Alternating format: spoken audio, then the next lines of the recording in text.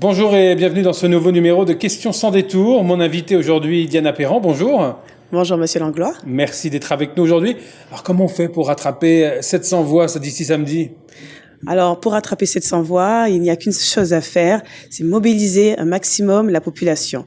Les abstentionnistes, principalement, qui ne se sont pas déplacés samedi dernier, parce que, ma foi, 26 candidats dans la circonscription, ça pouvait, ça a floué un petit peu l'intérêt, je pense, des électeurs, des électrices, vu aussi la quantité de candidats. C'est vrai que le débat démocratique n'a pas pu avoir lieu. Les candidats n'ont pas eu suffisamment de temps de parole pour expliquer leur vision et leur projet. 3 semaines, c'est long, non ? Oui, mais les candidats n'ont pas eu suffisamment de temps de parole au niveau des médias, notamment pour expliquer leurs propositions, leurs projets. C'était compliqué pour les médias. Et donc, voilà, ce que je peux comprendre, bien évidemment, parce que 82 candidats au niveau de la Guadeloupe, c'est pas évident pour faire passer tout le monde. Mais donc, je pense que ça a floué donc les électeurs, les électrices, et ma foi, ils ne se sont pas mobilisés. Et donc, pour ce deuxième tour, j'appelle à leur engagement démocratique pour qu'ils aillent véritablement jouer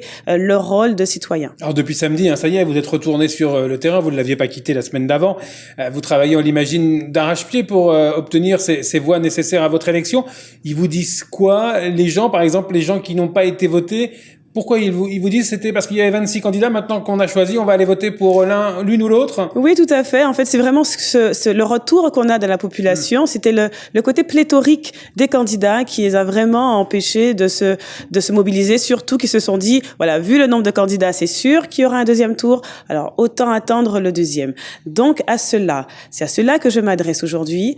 Je vous invite à vous mobiliser dès samedi, de voter, de faire voter pour la seule candidate de La République En Marche, la seule candidate qui sera en mesure de porter et de défendre les intérêts de la Guadeloupe aux côtés d'Emmanuel Macron pour l'avenir de la Guadeloupe. Est-ce que vous êtes déçu du score que vous avez réalisé samedi Absolument dernier ? pas, absolument pas, bien au contraire. Je suis très optimiste. 3700 voix ? 3775 voix, Oui, très exactement.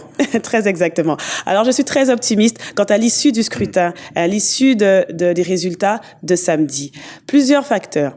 Alors, dans pratiquement toutes les villes, je suis sortie en tête où j'étais deuxième. Ouais. Donc, je vais conforter cette première place, consolider cette première place et bien évidemment l'amplifier. Effectivement, Madame Bénin a fait le maximum de ses voix dans sa commune parce qu'il y a eu une municipalisation du scrutin. Ouais. Alors, c'est dommage que la population moulienne se soit trompée de scrutin. Mais bon, ma foi, le résultat, vous les appelez là au sursaut ? Le résultat est quand même là.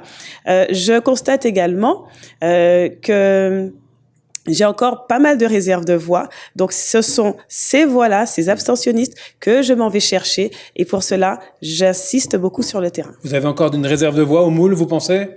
Madame Carabin, oui, elle a sa réserve de voix au moule. Parce que son score est décevant, il faut le dire. Alors, elle n'a pas su effectivement mobiliser son électorat parce qu'elle n'a pas eu le temps de leur expliquer sa vision. Et encore une fois, comme à côté, il y a eu une municipalisation et elle était vraiment dans l'enjeu de ce scrutin des législatives, c'est-à-dire l'intérêt de la circonscription, l'intérêt de la Guadeloupe et non pas l'intérêt uniquement des Mouliens. Donc, ma foi, son message n'a pas suffisamment été entendu et là, elle l'a amplifié pour le deuxième tour. Et il y a fort à parier que les Mouliens, dans leur grande lucidité, entendent le message de Madame Carabin, mais surtout le comprennent que c'est une élection législative, comprennent que la situation de la Guadeloupe ne mérite plus qu'on perde de temps et comprennent que l'intérêt de la Guadeloupe doit être aux côtés d'Emmanuel Macron et que la circonscription, donc les Mouliens, doivent faire le choix de l'efficacité et de la réussite de nos projets régionaux et de circonscription. Et donc, le seul choix efficace, c'est le choix de Diana Perran, la candidate investie par Emmanuel Macron. On parle un peu de votre score du côté de Sainte-Anne à présent. Vous êtes contente ? Mais c'est pour ça que je vous ai dit que les résultats me satisfont. Parce qu'effectivement, Sainte-Anne, je sors en tête, bien évidemment. 60 voix d'écart ? 75 précisément. Ah oui, excusez-moi, toujours un peu en dessous. 75 voix d'écart. Alors, bien sûr, et cet écart, croyez-moi, sera On rappelle que le maire n'était pas candidat pour autant. Mais il a fortement soutenu et accompagné un candidat. Il s'est pleinement et totalement investi dans cette campagne. Et puis, faut pas oublier que la suppléante de ce candidat est son adjointe au maire. Donc, l'équipe municipale était fortement mobilisée. Ouais.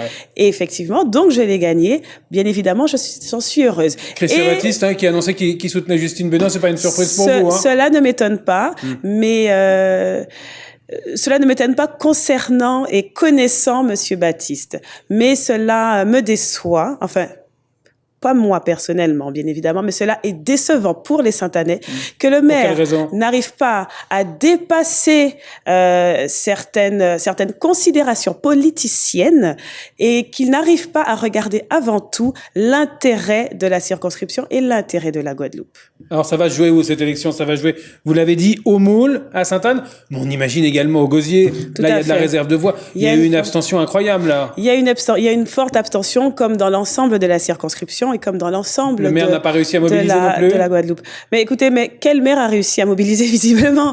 Je veux dire, ce phénomène d'abstention a été malheureusement le même dans l'ensemble de la Guadeloupe.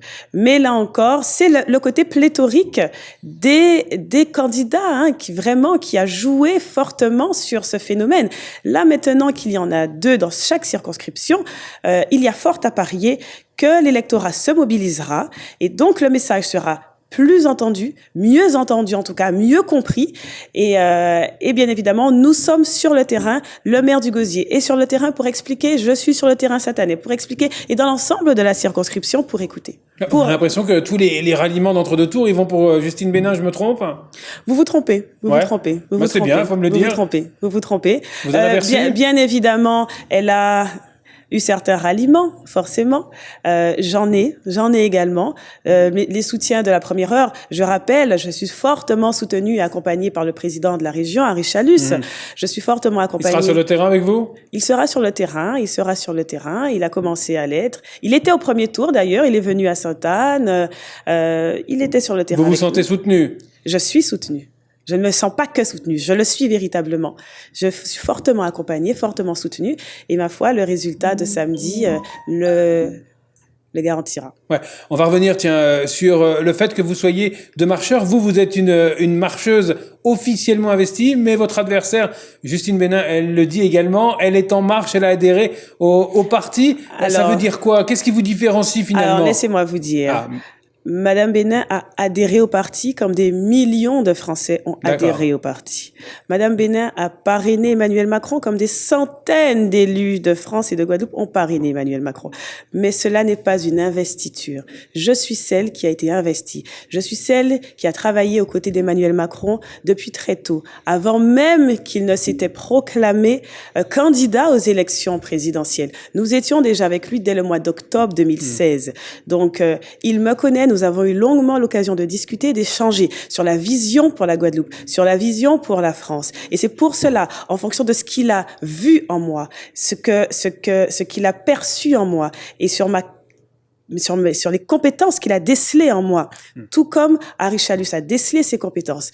Il m'a fait confiance et il m'a investi parce qu'il sait que je pourrais être un porte-voix pour la région Guadeloupe, mais également un porte-voix de son mouvement en Guadeloupe. Vous serez une femme libre à l'Assemblée nationale?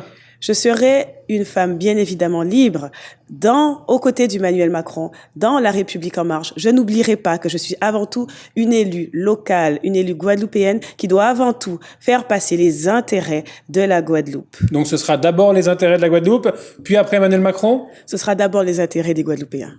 Ça, c'est sûr. Ouais. Vous allez gagner ce samedi, pourquoi?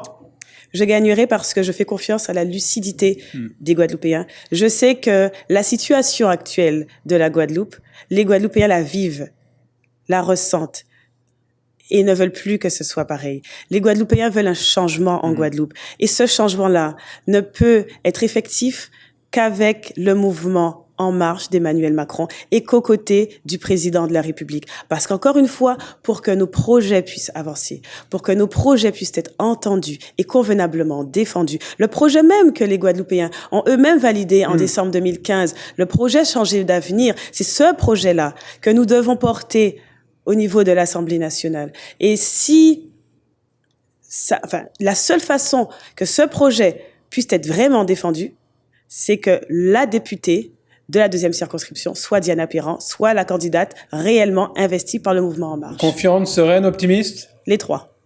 Confiante, Merci. sereine et optimiste. Merci Diana Perran. Je vous en prie. Très bonne fin de journée sur l'antenne de TV. On se retrouve très rapidement pour un nouveau numéro de Questions sans détour.